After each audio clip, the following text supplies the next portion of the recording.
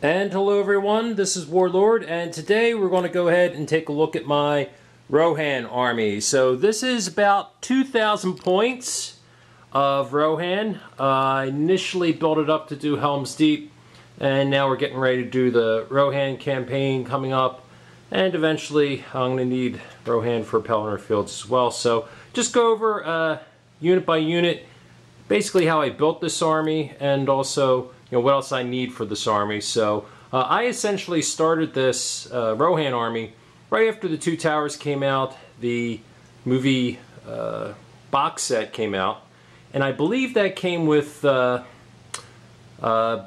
12 riders of Rohan, and also I think 20 Uruk-hai warriors. So that's how I started out, and I built up because I wanted to do the scenarios that were in the Two Towers book, as well as eventually doing Helm's Deep with the strategy battle game rules. So when War of the Ring came out, didn't really initially wanted to do Rohan, wanted to do more Gondor, Mordor, but I decided, well, it took so long doing Helm's Deep using strategy battle game, let's kind of modify the siege rules and use it for a Helm's Deep scenario, which I did. Worked out pretty well. I was still kind of new to the game, so it was probably not the best scenario to run. But, it worked out. And I also did the Fords of Isen scenario, which you may have already seen the video for. So that kind of worked out. And so now I'm building up here to get everything finished for the Rohan campaign. Let me go pretty much by formation, talk about them, some of the upgrades, and some of the heroes that I have. So to start out with Rohan, we're going to go to the infantry first. I know they're not a infantry-centric army. They're more of a cav-centric army, but I found out that I needed a good deal of infantry when you're doing any army, really, not just if you're doing Rohan. So if you can see here, I have two formations of Oathsworn militia, and then I have two formations of Oathsworn bowmen. And you can see with the bowmen, I like to have them in two companies, out on the flanks or out in the front. And then to solidify my front, I like to put infantry up there. So that's why you have these two formations of Oathsworn bowmen. So this is actually 4 boxes of the old boxes that were 24 figures each. So go ahead and take a look. I threw a captain in here just because I'm missing one of my figures. He's in somewhere in one of these boxes, but it's kind of funny when you're going through your figures and you're like, where's that one figure? Because when you're doing War of the Ring, you kind of need that, or else you have an empty base or an empty position on your base, and you have to proxy it in there. So that's what I did there. So these actually did not come with the box set. The Riders of Rohan came with the initial Two Towers box set. They came in a separate box set. They were 24 figures each, and I initially wanted to get one because I figure if I do strategy battle game Helm's Deep, you only need 24, right? So when I did it, I actually I bought another box of 24, but then I realized if you're going to be using infantry, like common formations, like Oathsworn militia, you need to have at least 4 companies to absorb the hits. If not, if you only have 2 companies of just a common formation, they're going to get hit pretty quick, take hits pretty quick, and when you're down to the last company, if you lose 4 models, that formation pretty much goes away. So that's why I decided to upgrade my infantry. So, and next, let's look at some of my elite infantry. We'll start here with the Royal Guard, and I have 2 companies. Initially, I think I only wanted 6, so I bought 2 of the blister packs. Thought that was enough for what I wanted to do with strategy battle game, but I realized for War of the Ring, you need 2 companies for these elite type formations. Even though they have better armor, they have heavy armor. They also have shields, throwing weapons. This is a great formation here. You can see I have Grimbold there with the flag, the King's Banner. I also have him in a mounted for mounted model as well. But I kind of use this pretty much as a standard banner sometimes if I'm running the Royal Guard. And over here we have some Outriders. Now I think I only bought 2 Outriders initially. They come in blister packs. They come 1 foot, 1 mounted. So I got 2 for, I think, one of the scenarios from the Two Towers Journey books. But I figured, you know, I really like the Outriders because they have a 5 shoot value, which gives you, I believe, 3 extra dice when you're shooting. So what I want to do with them, I want to have 2 formations of 2 companies each. So that's essentially, you know, that's 8 models. It's quite expensive. Saved up over a period of time, and I got both of them. But I painted up the infantry first, as you can see them here, because I needed initially some additional archers on the walls at Helm's Deep. So they got painted up first. And unfortunately, I didn't get the mix of the different poses. You know, when you order online like I did, and they're pretty much, I think, gone from the shops. So I had to order online and hope for what I got. But, you know, I'm happy with them. So I have the other 6 primed up, ready to go, ready to be painted. And so I'm going to have them on the flanks. That's the one thing with Outriders I think they're really good for. They're good to cover your flanks. They're not really good to put in one huge formation to kind of charge and break the enemy, but they're definitely good for harassing you know, forces on the flank. They don't, like most light cavalry did. All right, and so let's go ahead and look at my Royal Guard here, my King's Guard. And I have Theoden leading the King's Guard.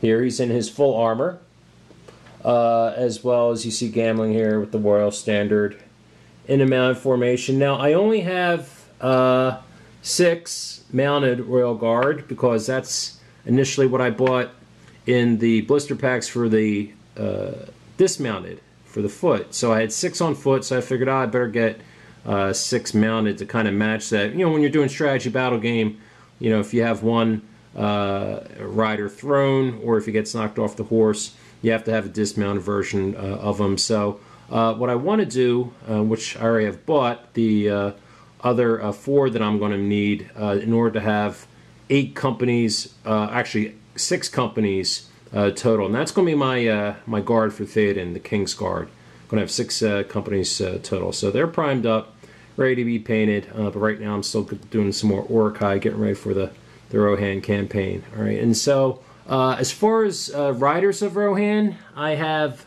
2 formations here of 8. All right, one over here and one over here. Actually, I have my captain and a banner bearer over here in this one. I have another captain and another banner bearer that I need to paint up because I have 2 of the old metal banner bearers, as you can see. They come in both a foot version and a mounted version. I painted up the foot version because I need to do that for the Fords of Isen scenario that I did over the summer. So now I got to finish up, you know, with the other mounted version because I'll need to do them. And let's take a look at some of my dismounted heroes. That's Grimbold right there. Now this is Gamling. This is another version of Gamling, but what I used him for, you can see the gray type hair. This is the model I used for Gamling the Old. If you read the books, The Two Towers, Gamling was the actual commander of the Hornburg, of the fortress at Helm's Deep. And so that's what I represent him for. The actual banner bearer of King Theoden, I think his name was Duflaf, if I remember from the book. So I wanted to have 2 separate models, one to represent Duflaf here, or Grimbold. This is, or yeah, Gamling. I'm sorry, Gamling. And this is Gamling the Old. All right, and here's Hamma. This is the only version they did of Hamma. It's a dismounted version. So if you want to use a mounted version of Hamma, you'll probably have to use you know, a mounted knight or a Rohan captain for him. So that's unfortunate. I would have liked to have had a mounted version of Hamma, but we only get the dismounted model.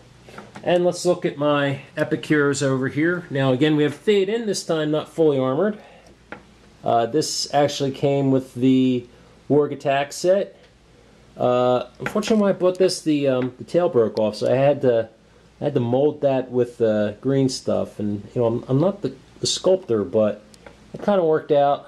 I don't think I could do anything more serious as far as sculpting goes, but he came out pretty well. And then you have Theodred, the king's son, heir to the throne of Rohan, who was killed at the beginning of the War of the Ring at the Battle of Fords of Isen. And his cousin, Theoden's nephew, Éomer. And here we have Erkenbrand. This was interesting. Games Workshop did a model of Erkenbrand. He wasn't in the film at all. He was in the book. He was the one who led the charge along with Gandalf to relieve Helm's Deep. But if you read the book, there's no mention that they're mounted. So the impression is that they're all on foot when they came over and relieved Helm's Deep and basically vanquished the Isengard army. So I was kind of pleased they came out with an interesting model they used to represent him. I like to proxy Erkenbrand for other models, whether it be Hama or Grimbold, because there's not a mounted version of Grimbold. So he's a good proxy model. And you can see they have the red shield. That's something Games Workshop I think has done in the Battle Company books, the Warband books. I think they have a company of red shields. They're trying to upgrade their version of the Rohan army. But this is my version of the Rohan army. And I need to finish, obviously I need to finish the Outriders. I need to get those additional 3 companies done.